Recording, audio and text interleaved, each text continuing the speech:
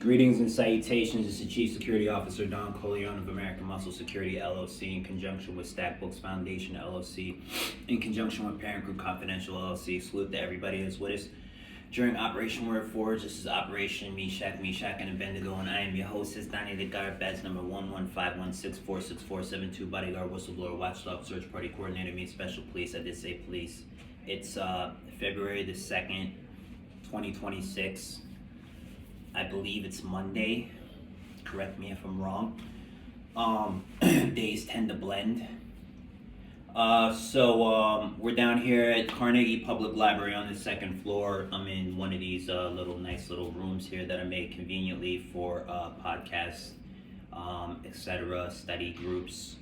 Stackbooksfoundation@gmail.com if you want to join. 412-297-9085. Contact me. I'm always down to study with people that are down to study and serious business partners that want to get their music career together, their tenant opportunities together, meaning level up from being a tenant at an apartment to owning your own house, level up from that point to even getting involved in real estate. Business partners that want to get down with the hotline bling telecommunications, and just people that just want to enhance their position in life in general. I'm a life coach. I'm a drug addiction specialist. I'm a private security officer, chief security officer, and a private forensics independent contractor consultant.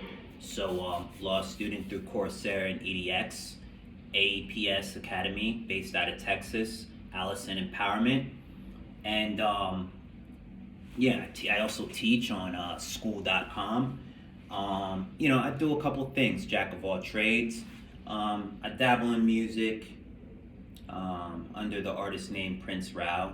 So make sure whenever you Google me, you're checking on the right Prince Rao. There's a lot of Prince Raos out there. There's a lot of Aarao Cornelios out there. Make sure you're looking at this one right here. All right, but for right now, we got a couple books that we're going to get into. We're trying to start our crew. We're trying to get a crew together, whether it's guys that want to work on cars or want to work on motorcycles. I do that. Me and my guys, we're looking for people that want to work. We're not trap stars. We're not trying to be trap stars. Rap star maybe, but not trap star. We're trying to be stars, just in general stars. Rock stars, yeah, for sure. As long as there's no rock and roll, we don't mind the sex. Just the drugs and the rock and roll, you can save that. That's all you. You got that, boy. Okay, so Employee Performance Handbook. These books right here are gonna help us, me and my guys, stay in line. Okay, when I say we're trying to start a crew, what I mean is I'm trying to level up and efficiently take my LLC from a think tank phase into a LLC that operates in one of these buildings downtown in these workspaces. And then boom, okay? From law student dreams to police academy graduate. That's what I'm going for. Graduate from police academy, eventually pass the Pennsylvania bar and practice law. Start my own law firm. I'm going for that, okay?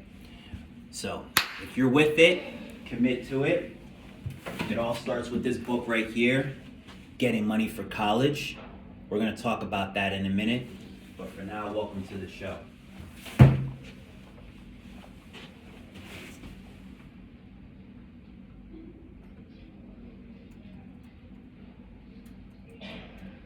This road is not easy. In life, nothing is ever easy. You're never all the way in.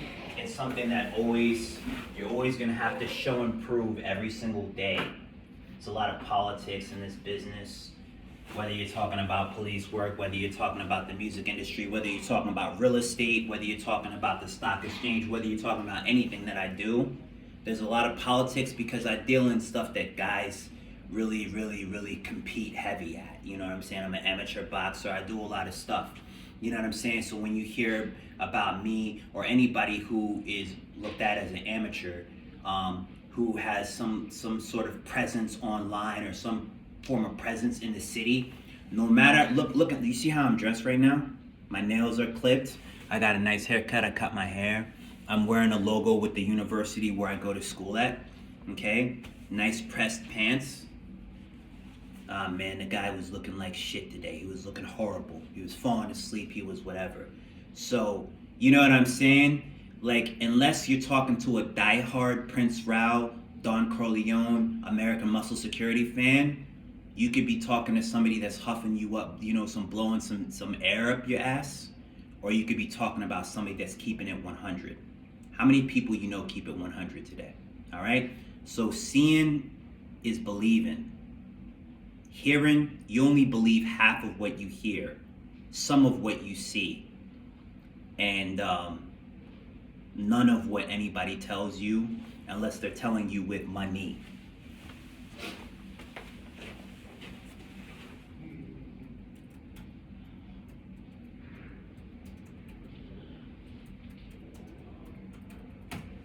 Let's talk about the creed.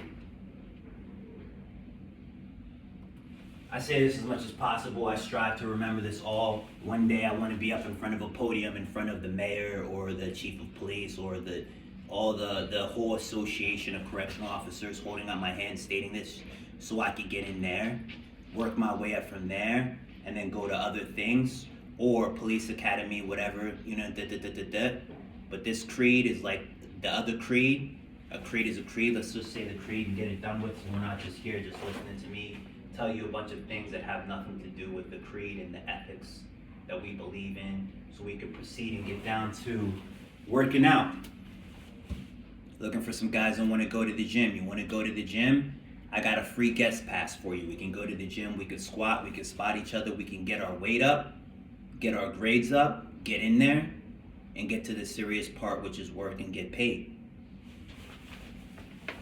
I hereby swear to speak sparingly, to act not to argue, to be an authority through personal presence, to correct without nagging, to speak with the calm voice of certainty, to see everything, to know what is significant and what not to notice, to be neither insensitive to distress, nor so distracted by pity as to miss what must elsewhere be seen, to do neither that which is unkind nor self-indulgent in its misplaced charity, never to obey the impulse, the tongue lash, that silent insolence which in times past could receive the lash, to be both firm and fair, to know I cannot be fair simply by being firm, nor firm simply by being fair, to support the reputation of associates and confront them without anger should they stand short of professional conduct, to reach for the knowledge of the continuing mysteries of human motivation, to think, to act, to always to think, to be dependable first to my charges and associates, thereafter to my duty as employee and citizen, to keep fit, to keep forever alert, to listen to what is meant as well as what is said with words and with silences,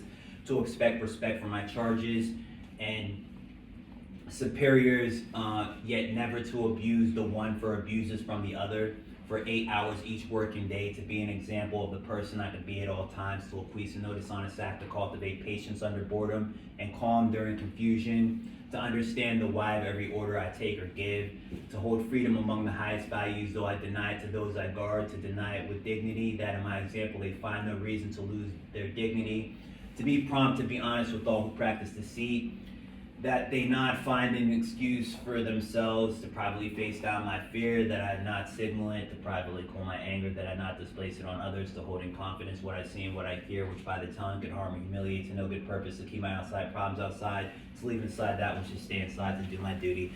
I pledge allegiance to the flag of the United States of America and to the republic for which it stands, one nation under God, indivisible, with liberty and justice for all. I love my flag, my beautiful flag, my shiny red, white, and blue. I love my badge, my American Muscle Security LLC badge, my flak, and all my equipment too. Alright, so let's talk about it. A lot of mistakes made when you trying this out, dog. What did we talk about last time we was in here? No man is an island. We can't do it by ourselves. But when you get your crew together, you don't want to be like Larry, Curly, and Moe, looking like Three Stooges. So let's get our crew together so we can limit the liabilities and the bruises. All right, so we're gonna talk about dealing with problem employees, because that's what we're looking at. You know, you get an LLC together, you get a partnership together, you get a franchise together, you get an S Corp, you get a C Corp. what is that really? You're starting a business. So what are you looking for? Are you really looking for friends? Are you looking for acquaintances? You looking for homeboys? You looking for brothers? Because you're the one that starts your company, right? Did you start your company? Or are you joining a think tank group or some guys that have a business idea? Okay, you got a business idea, or one of your friends got a business idea. So your friend is the boss, or you're the boss. So what do you and I, as bosses or people with boss ambition, have to get down?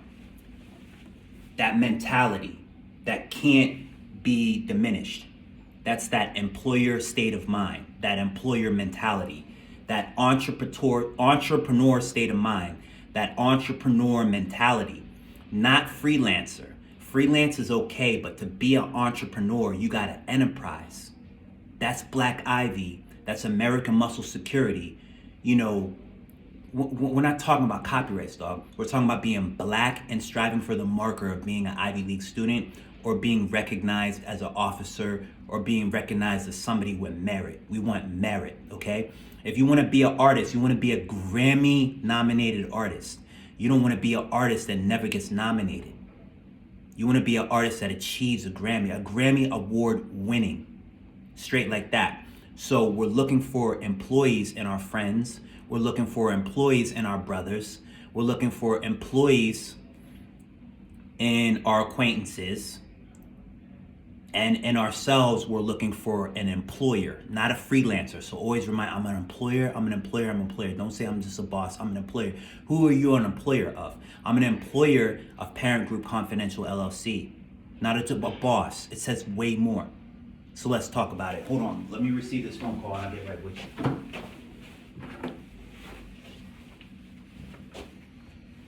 Shalom. Okay, so that was one of my people checking up on me to make sure that I'm on my P's and Q's. Let's get back to this, let's see, dealing with problem employees, okay? And the reason why I start with this book before I start with this book is because before you have employees, you have friends. Before you have friends, you have acquaintances. Before you can call yourself an employer, you call yourself a boss. So there's going to be we start out with problems. We don't start off with solutions. There is solutions, but that is so basic. You already know what the solutions is. The solutions to having a good life, no matter what you want to be, a basketball player, a football player, a barber, a mechanic, an architect, a carpenter, a painter, no matter what you want to be, a model, an actor, whatever you want to be.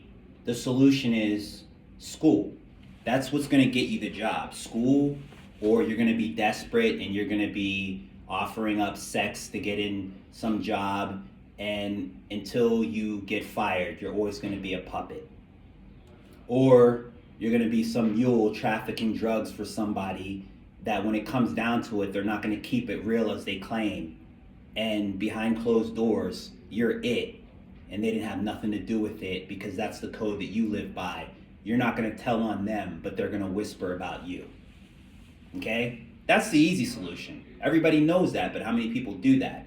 As many people that are working on a good life, right? Living the middle class dream, owing more money than you have in the bank, stored up for, whatever. But at least you're not in jails, institutions, and death, right? Or you're somebody who's letting your addiction take the best of you. You're somebody that can afford a date with a trick. You're the trick, right? You can afford a date with a treat, but you got weed to smoke, but you got no apartment. You got no car. You got a nice chain that costs $2,000, but you don't got $2,000 for rent. Pipe dream, all right? So, problems. So, when we get rid of the problems, we become more respected as an employer in our crew. In the beginning of the movie Get Rich or Die Trying, 50 Cent was always looked at as a boss. But when he started weeding out the snakes in the circle, his crew started respecting him more as an employer. They started looking at him like, yo, he's not playing anymore. Like he's not playing. There's snakes in his crew. He knows there's certain things that he needs to do that he gets his life together. End of the movie, he got his life together. He wasn't afraid. He took off the vest, whatever. Okay? Let's talk about NOLA. Let's talk about problems. Let's talk about employees. Let's talk about what we got to do to get our life in track, not our album date pushed back.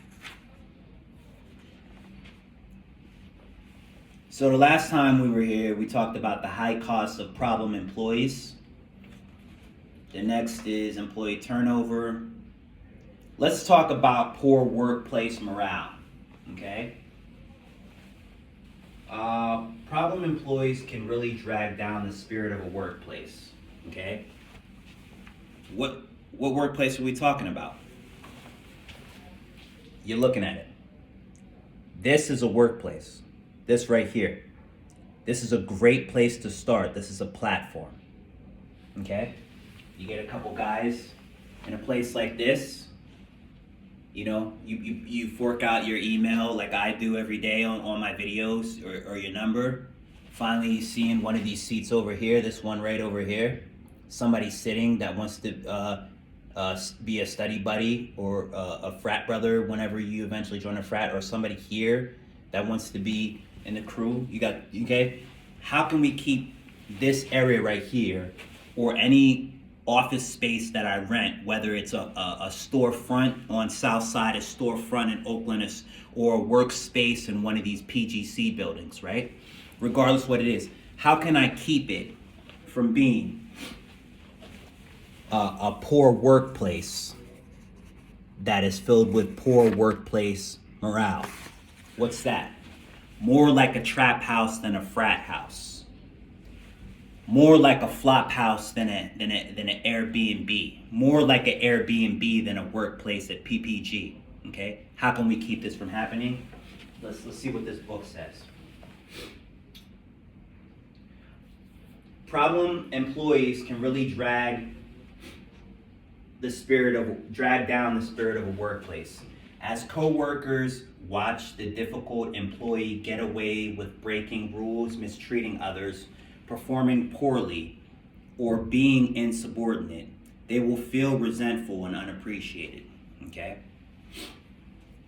They might even feel frightened if the troublemaker poses a threat to their safety or well-being. If you don't take action to stop the downward spiral, you could face any number of associated problems. You will have trouble recruiting new workers and getting the most of your remaining employees. Getting the most out of your remaining employees. You might even find yourself with an epidemic of workers with poor attitudes on your hands. Workers who feel that they are being treated unfairly or taken advantage of are also more likely to resort to small acts of revenge, including theft and fraud.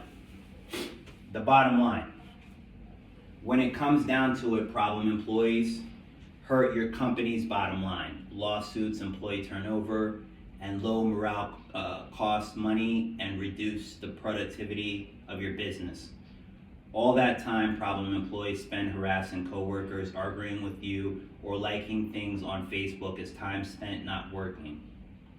And all the time other employees spend complaining about a problem worker, talking or on the unaccomplished work, and laying bets on when you finally get the nerve to terminate is likewise lost to the company.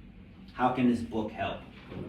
So what can you do about your problem employers?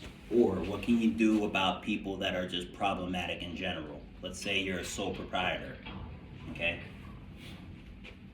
You don't have employees to keep in line, but you have people that are problems for you, and you have to do it yourself because you don't have people to help you keep them in line, right?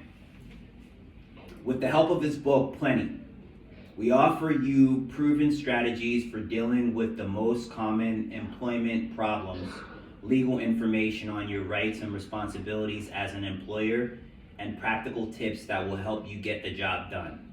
The information we provide will help you avoid hiring problem employees in the first place.